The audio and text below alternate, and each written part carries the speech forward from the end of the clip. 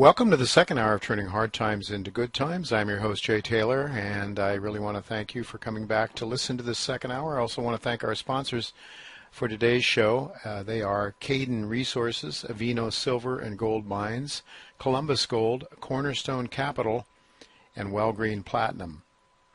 Well, with permission from Russian television, I am really pleased to pass along an excellent interview that Larry King did recently with Ron Paul. Ron talks about what he believes is an overreaction to Ebola. He talks about Obama, Hillary Clinton, the upcoming elections, the damages to our country caused by the Federal Reserve, of course, and he also talks about his son's election prospects and to what extent he is in favor or against his son running for president. I do expect to have Ron Paul as a live guest on my show in the near future. Meantime, I would strongly suggest that you go to the Ron Paul Institute for Peace and Prosperity to see the fine work that Daniel McAdams is doing there. Daniel is a frequent guest on this show. I would ask that you consider donating at least a small amount of money to the Ron Paul Institute for Peace and Prosperity if you are in agreement with its goals and its purposes. Now, please listen to an interview conducted last week between Larry King and Ron Paul that I think is extremely relevant to current events now. He's a three-time presidential candidate, an outspoken advocate for limited government, personal liberty, and low taxes. Former Republican Congressman Ron Paul is here to talk about Ebola, ISIS, Obama, and his son's White House hopes. All on this edition of Politicking.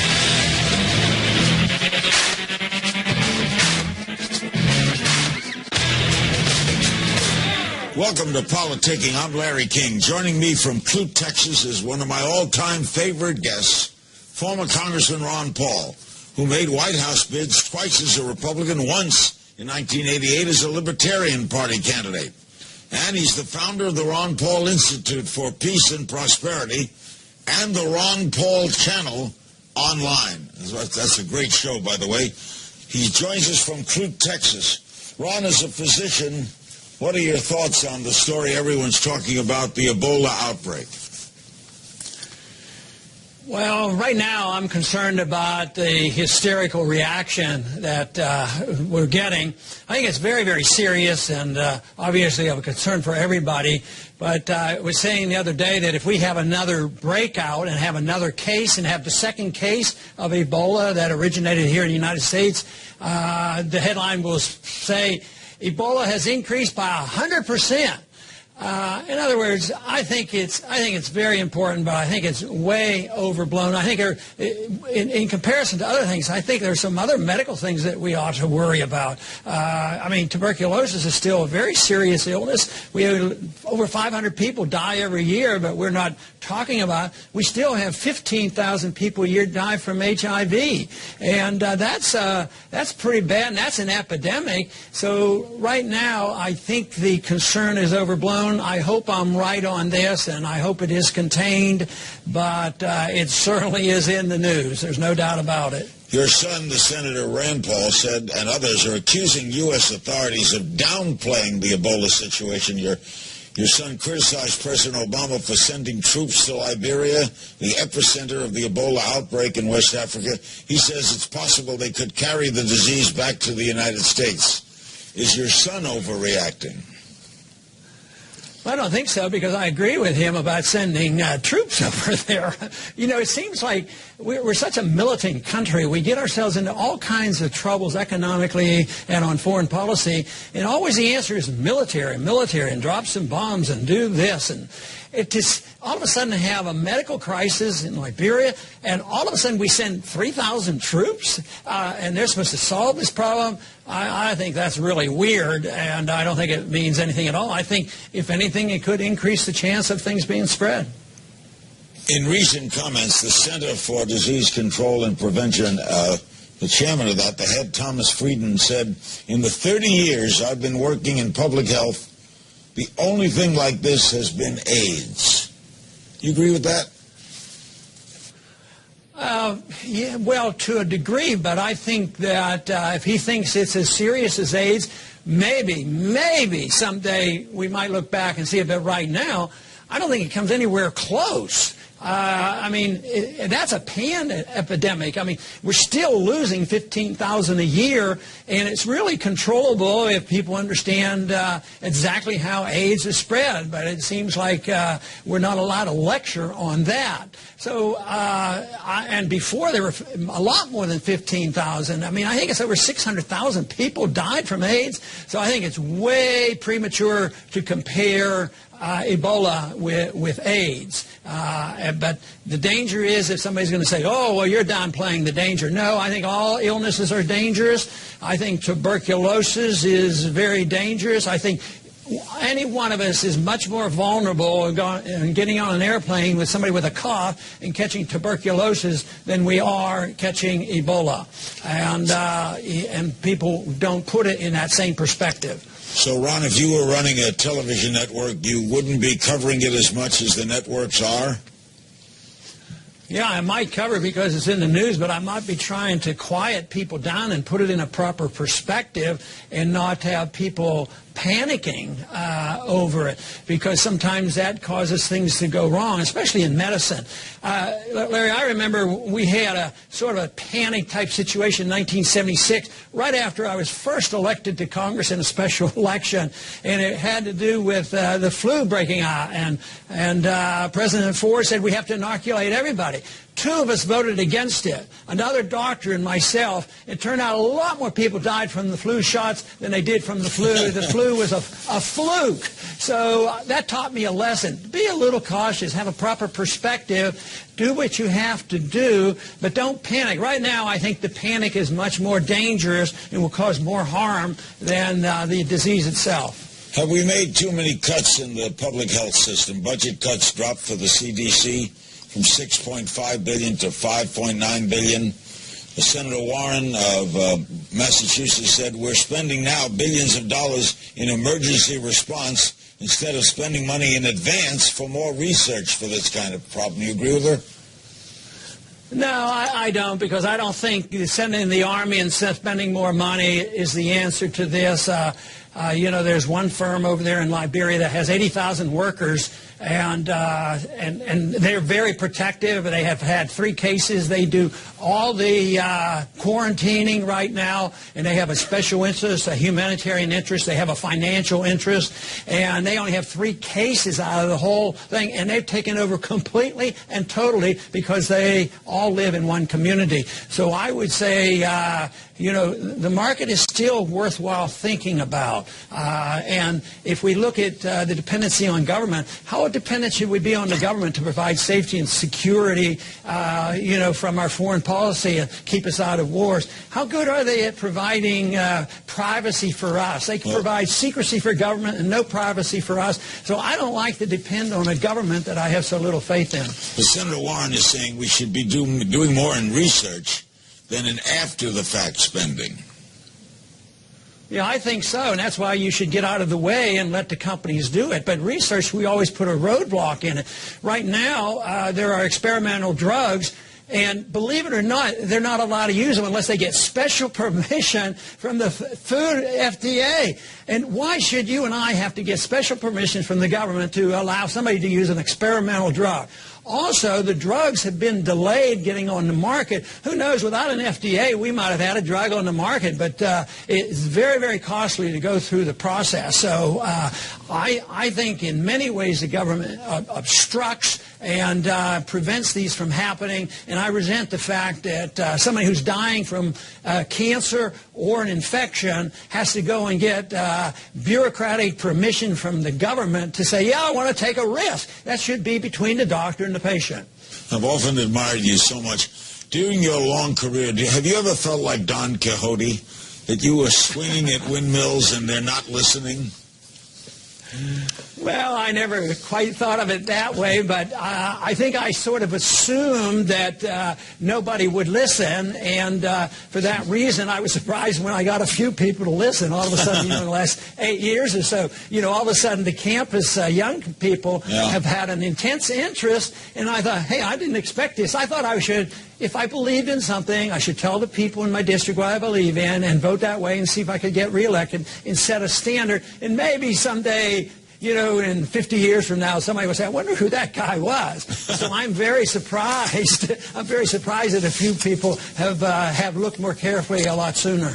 All right, I'm very interested in your assessment of Obama and ISIS. How are we handling this? What do you make of this incredible problem?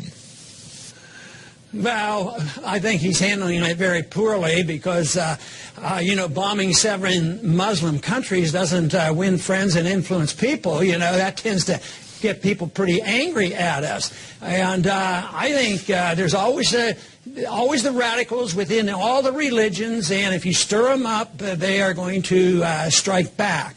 So I believe the growth of ISIS is a reflection of a deeply flawed foreign policy. And then when we see this violence, all we can do is resort, sort of like the Fed, all we can do is print more money and spend more money. In foreign policy, send more troops and drop more bombs, and they don't realize that has something to do with the spread of the radicals, because the radicals aren't happy with the government we put in place in Iraq. What a stupid policy and a stupid war. There was no al-Qaeda in Iraq. So we've been participating in these conditions. We have given fodder to those people who want to build the ranks. And the more we do, the bigger the ranks get. And so to me, it's not a shocking surprise to find out ISIS is doing well.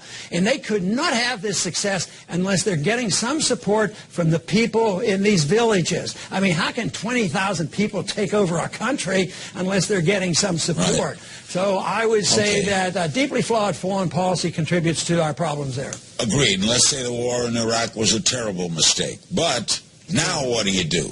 What do you do now? Okay, that was a mistake. Now what? Well, if it was a mistake to go in medicine, if you're making a mistake and giving the wrong medicine, the sooner you quit, the better. So I would say, yes, it was a mistake, and that mistake is continued, and we continue to do the same thing over and over again. So what do you do? I would say I'd come home. I'd come home as soon as possible because, it's a very serious problem over there, and I think we just muddy the waters. I would do what Ronald Reagan did when the Marines got killed in Lebanon. He said he didn't realize how irrational the people of that region were, and that if we had followed a non-interventionist policy, the Marines would still be alive. But he says he didn't know it was so bad. If he had known about the conditions of the politics of that region, he'd have never sent the Marines in. And he brought them home, and we never heard another story about it. And yet he had always said, I would never turn tail and run. And then he wrote that up in his memoirs. Very interesting stuff, because he made a mistake and he recognized it. We've made a mistake. It's not doing any good. Just throwing in more bombs and killing more people makes no sense whatsoever. So we're not the world's protector. A recent Wall Street Journal NBC News poll, 72% of Americans believe that we'll wind up sending ground troops. What do you make of that? Yeah, I'm afraid that's the case. Right now, the war propagandists are winning. A year ago, the people were strongly on our side of non-intervention and didn't want the president to go bomb. And but if you look at the major networks, if you look at everything the government says, if you look at two political parties, who's really resisting it? It has to do with the way they have played this recent violence of ISIS, and this is emotional, but you don't get a fair shake, from the media, because the war propagandists are in charge. And believe me, there's a few people in the military-industrial complex that's not worrying all that much. They blow up all these missiles and they just go back to rebuilding them again. And here we're terrified about taking over the world with a group of people that doesn't have a Navy or an Air Force or intercontinental ballistic missiles, and they're marching through because they're fighting for their homeland, and they've been able to radicalize the people. And so I think that's a reflection of our failed policy. So ISIS, in your opinion, is no threat to the United States? It's a threat because we keep aggravating them. When they were, the Mujahideen, when we were their buddies, they weren't a threat to us. But the more involved we got, it morphed into the Al-Qaeda. And then we took on Iraq when they weren't involved with 9/11. Now it's morphed into ISIS. Sure, they're very dangerous. And there would only be a couple hundred if we would just leave them alone. But we're giving them the incentive to get more members constantly. And this is not a good sign. And I think we're building a great deal of danger for ourselves. And I'm with Ronald Reagan. If you make a mistake, just come home. Ron, the House recently passed a bill that would open the Federal Reserve's activities, including deliberations on interest rates. We'd be able to see how they do it. Increased congressional scrutiny. Do you think that's going to pass, and do you favor it? Obviously, I favor, transparency. It was my bill. It was first passed a few years back, and it's been passed again in the House.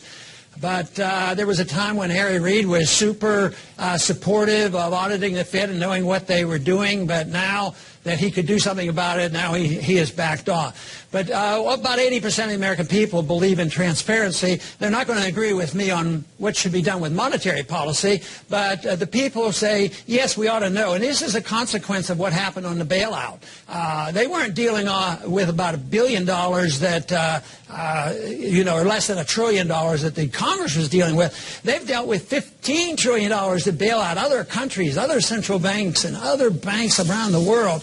And the American people know about it, and this issue is not going to go away because our economy is very, very fragile, and the Federal Reserve has done nothing but one thing for the last 8 years, and that is print money at the fastest rate conceivable, and they really haven't produced a recovery. So this issue of the Federal Reserve and the need to know more about it is going to be with us for a long time. President Obama said recently at Northwestern University that the past 6 years has been hard but steady and real.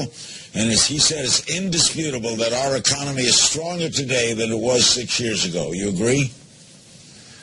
Not really, because the bubble is bigger than ever. You can take the numbers. Government numbers are always questionable, but let's say that they are correct, that there are more people working today. But they are.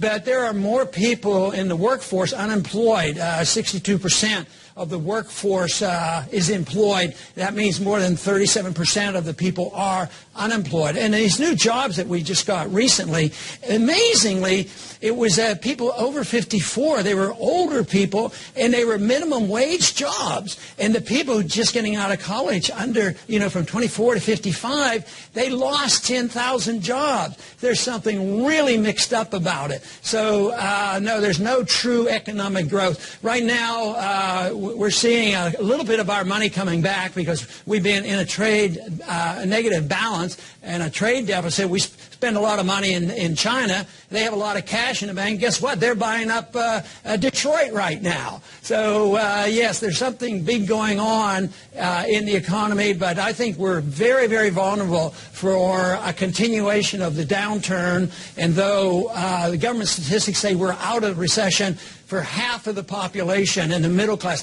is getting smaller, and the poor have gotten poorer, and the high middle income and rich are the ones who have benefited by the recovery.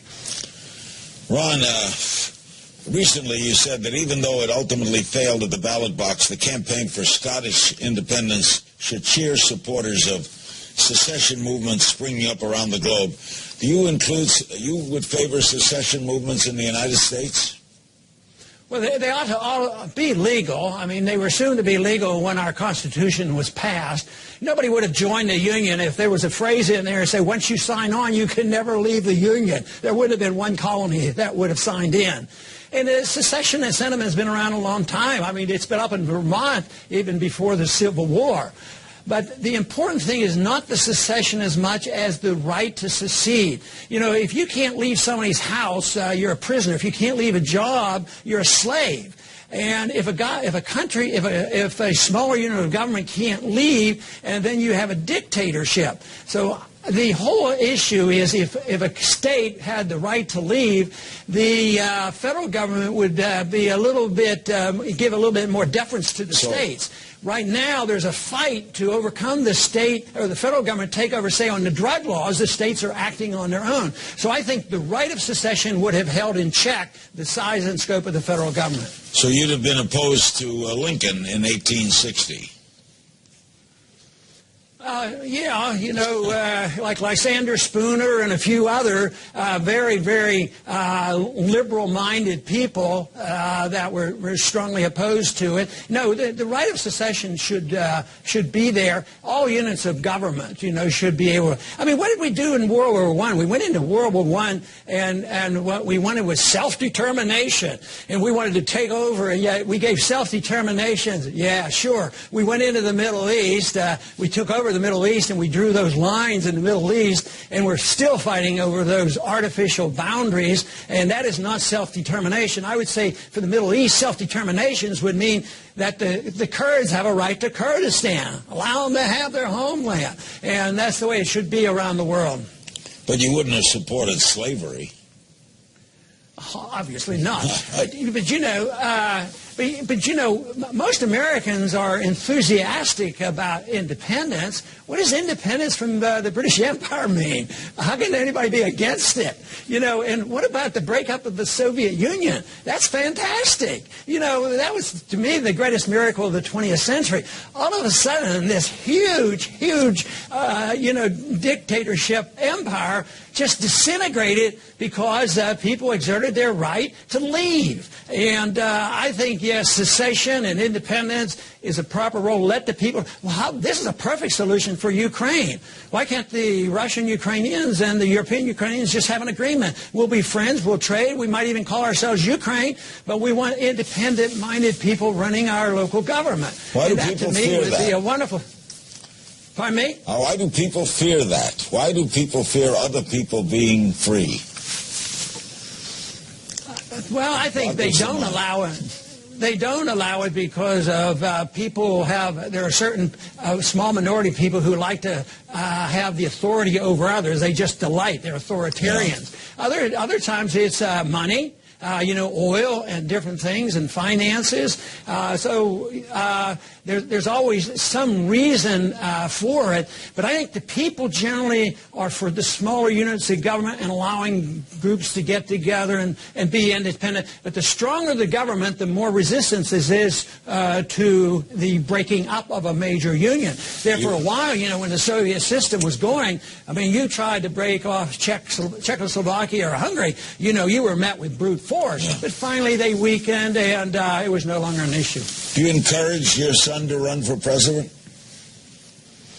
Not really, and I have mixed feelings about it because I know what is entailed and how much punishment he gets. It always annoys me that he has to suffer some of the consequences because of something I said or did, and say, well, but he shouldn't have to do that, but that's the way the system works. So, yes, I think it's great that he's doing it. He has a good message, and he understands free market economics.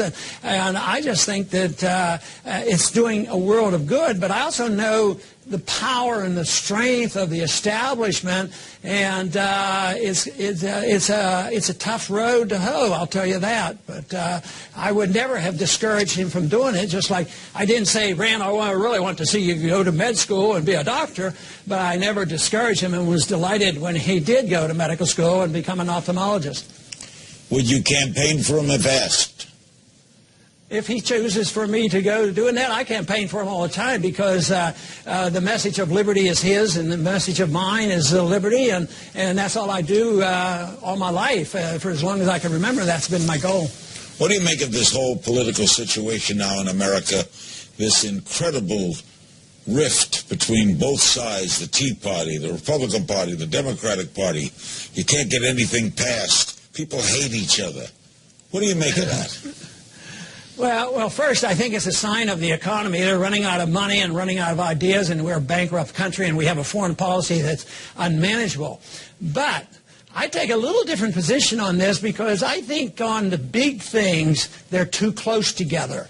I see if you take the Federal Reserve System, the leadership of both parties, boy, they come together. They're not going to have audit the Fed, and they're not going to talk about constitutional money.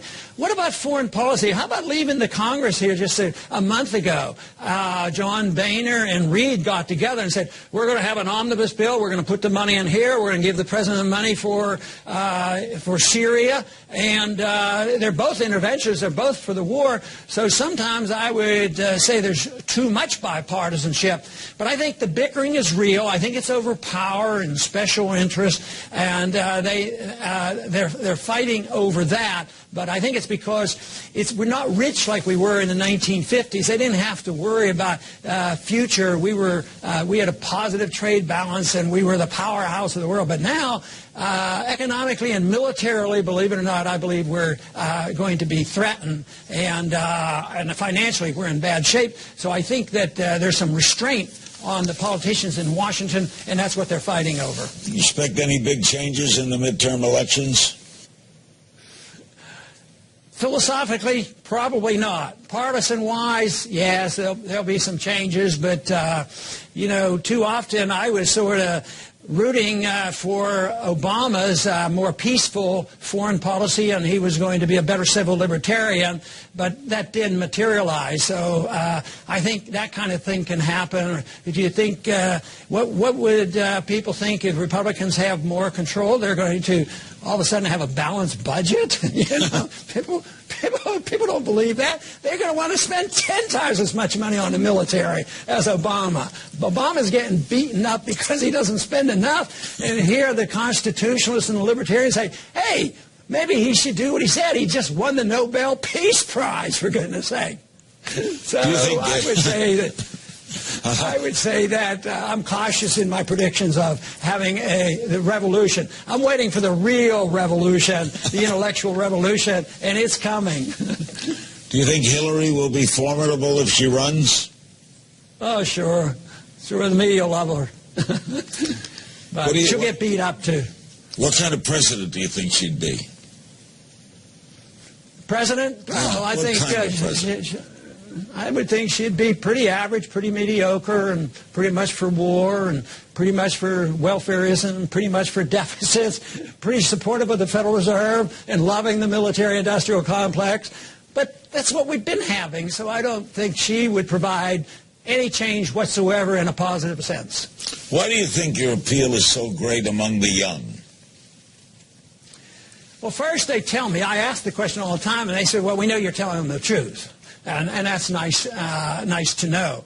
Young people have a more open mind. They're not locked into a system. They don't have any special interests, and they haven't learned to deal with the government and become lobbyists and depend on the government. I think they like civil liberties. They like the message that I'm a very conservative person, but I don't want to tell other people how to live. And they understand that. And they also understand my message that I'm not divisive. I want to bring people together.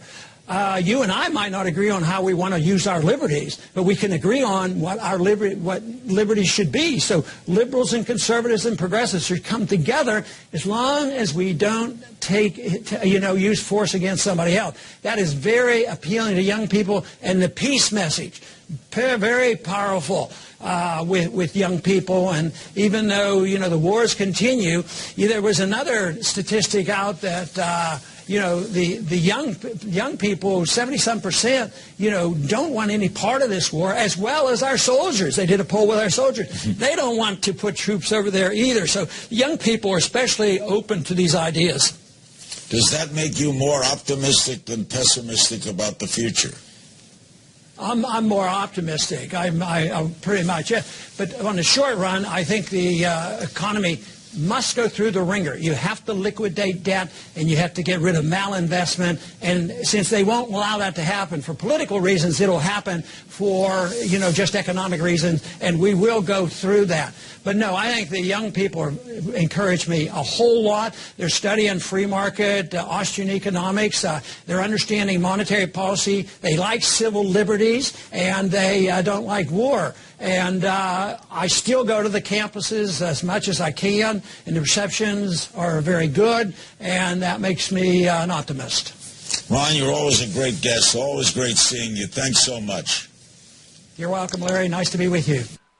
Well, I don't know about you, but I thought that was a great interview that Larry King did with Ron Paul. Well, next week on the first hour of Turning Hard Times into Good Times, I do expect to have Ron Paul on with me live. And during that time, I want to talk to him about something called the Swiss Gold Referendum. In fact, it's my understanding that Dr. Paul really would like to talk about that next week. The Swiss Gold Referendum, what is it all about?